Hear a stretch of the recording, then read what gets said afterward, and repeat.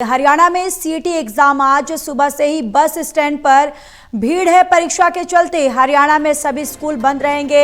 HSSC group C की post के लिए 2 दिन में 4 शिफ्ट में एग्जाम ले रहे हैं और पहली शिफ्ट का एग्जाम सुबह 10 बजे से 11:45 तक होगा।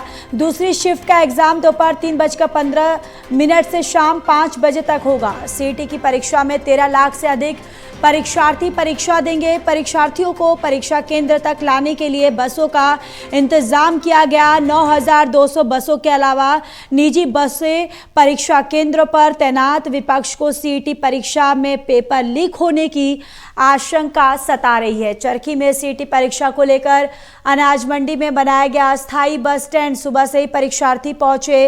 रोडवेज में निजी स्कूलों की बसें रवाना हुई हैं और दादरी जिला के परीक्षार्थियों की परीक्षा महेंद्रगढ़ में नानौल में होगी और रोडवेज विभाग के अधिकारी और कर्मचारी मौके पर मौजूद है, जहां बसों के संचालन ही कर रहे हैं और दादरी जिला में 5 स्थानों से बसों का संचालन किया जा रहा है। हरियाणा में सीईटी की परीक्षा को लेकर अलर्ट प्रशासन, जहां रोडवेज और रेलवे के परीक्षार्थियों के लिए विशेष इंतजाम। सुबह से ही रोडवेज के बसें परीक्षार्थियों को ले जाने के लिए निकली हैं। सोनीपत में 58 परीक्षा केंद्रों पर 29,000 परीक्षार्थी देंगे परीक्षा।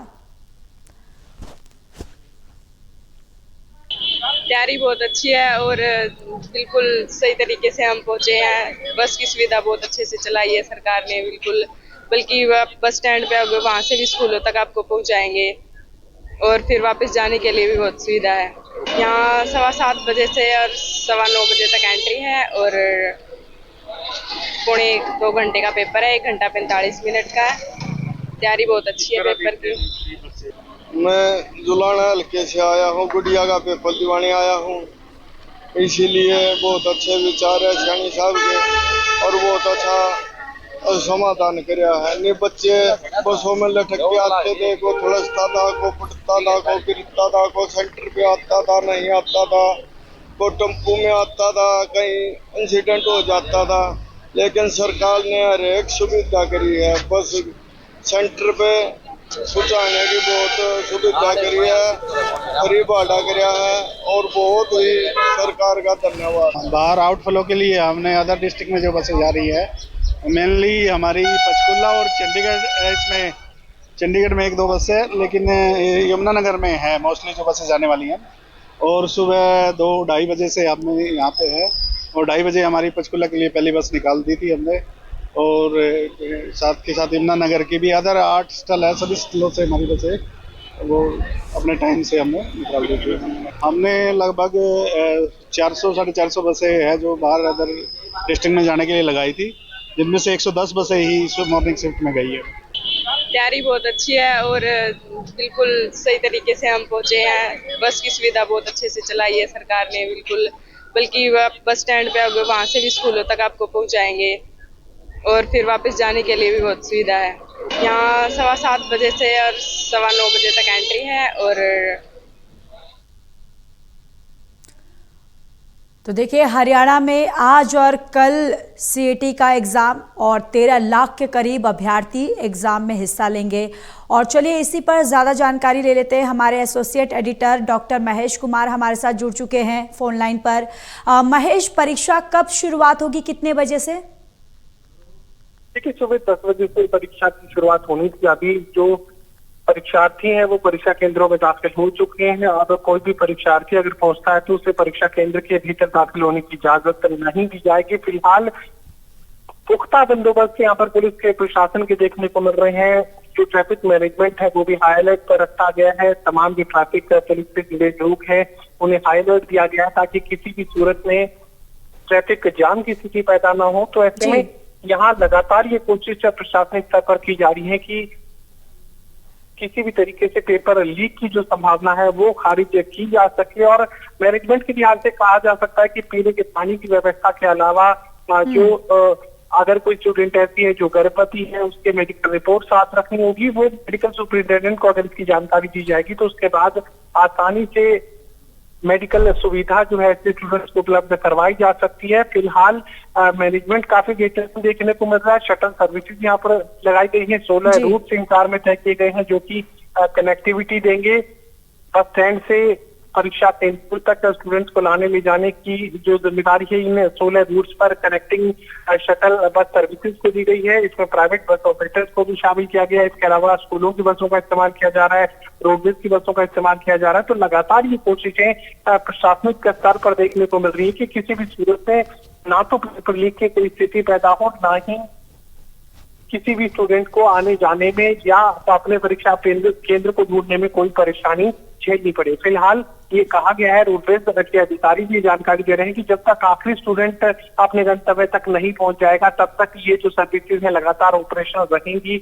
लगातार ये कोशिशें आगे बढ़ती रहेंगी कि किसी भी सूरत में ये जो ट्रैफिक मैनेजमेंट सिस्टम है ये नहीं हो, चाहे वो स्टूडेंट्स को अपने गंतव्य तक पहुंचाने की बात हो, परीक्षा केंद्रों तक लाने की बात हो, या वापस उन्हें उनके जिले तक बस स्टैंड तक छोड़ने की बात हो, और चाहे पेपर लीक को रोकने की संभावनाएं लगातार जो है उस पर काम प्रशासनिक अधिकारी करते हुए नजर आ रहे हैं।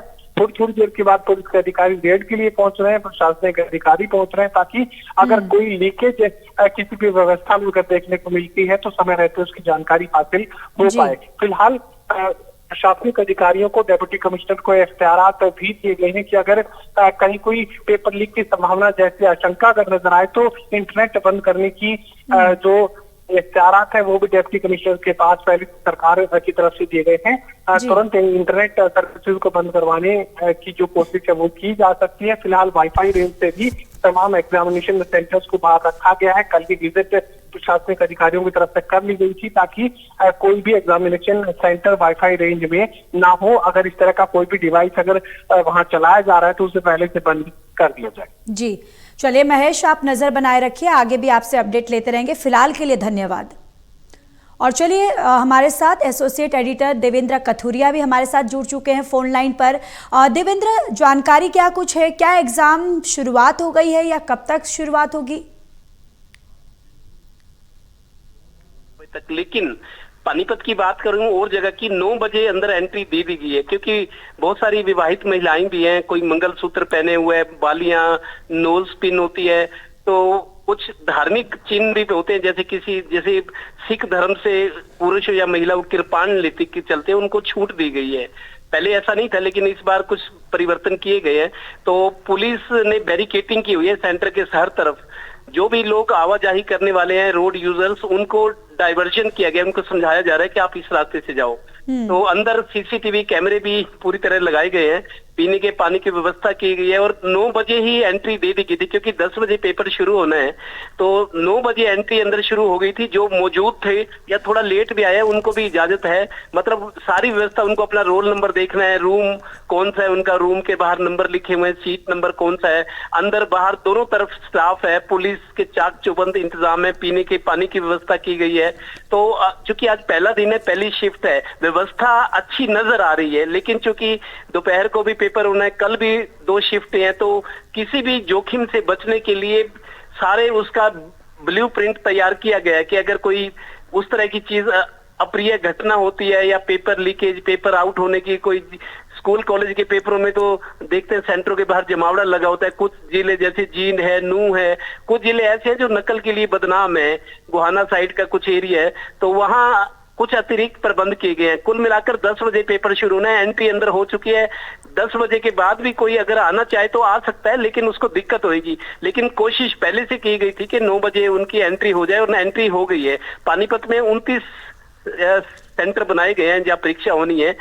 सड़कों पर पुलिस नजर आ रही है, फ्लाइंग टीमें भी 200 बनाएंगी पूरे हरियाणा के लिए। अलग अलग जिलों में कुछ फ्लाइंग टीम्स भी है, और इससे भी ज्यादा प्रबंध क्या हो सकता है कि जैसे बारिश आज और कल प्रेडिक्शन है कि भारी बारिश हो सकती है, खासतौर पर 27 को, कल संडे को। लेकिन स्कूल में, सेंटर में अगर कोई पानी जमा होता है तो पानी जमा ना हो, पानी निकासी के लिए भी अलग से टीमें लगाई गई हैं। तो व्यवस्था अच्छी है, पहली शिफ्ट है, पहला दिन है, व्यवस्था अच्छी नजर आ रही है, चाहे अंदर के स्टाफ की है, चाहे बाहर या जो फील्ड में है।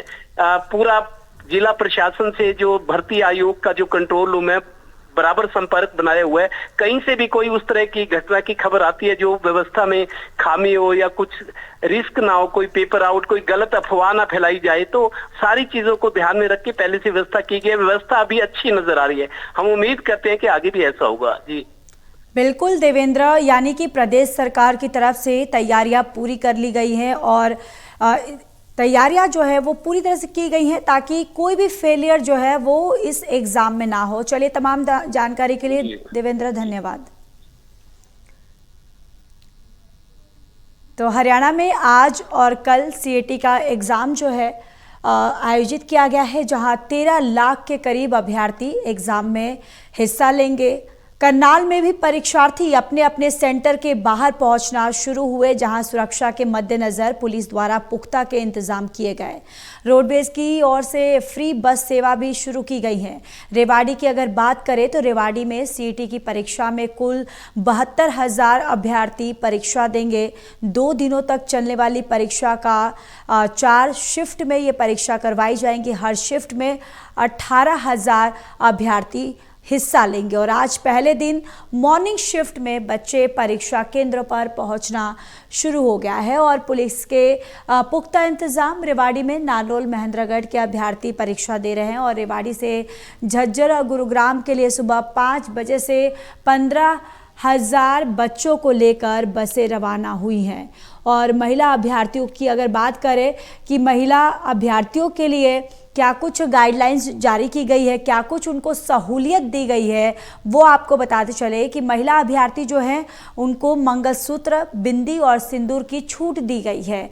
यानी कि वो बिंदी लगाकर और मंगलसूत्र पहनकर वो अंदर एंट्री कर सकती हैं। और इस पूरे परीक्षा केंद्र में सीसीटीवी कैमरे जो हैं वो भी लगाए गए हैं। यानी कि सीसीटीवी कैमरे से भी पूरी निगरानी जो है इस पर की जाएगी। यानी पूरी तरह से तैयारियां जो है वो सरकार की तरफ से की गई हैं ताकि इस बार इस पेपर लीक को लेकर जो तमाम ऐसे विपक्ष जो है वो मुद्दे उठाते रहे, जिस तरीके से पेपर जो है वो लीक होते हैं, और उसी के तहत इस बार की ये तैयारियां जो है पूरी तरह से कड़ी की गई हैं ताकि असुविधा ना हो और ना ही ये इस एग्ज़ाम में कोई फेलियर जो है वो सामने आए।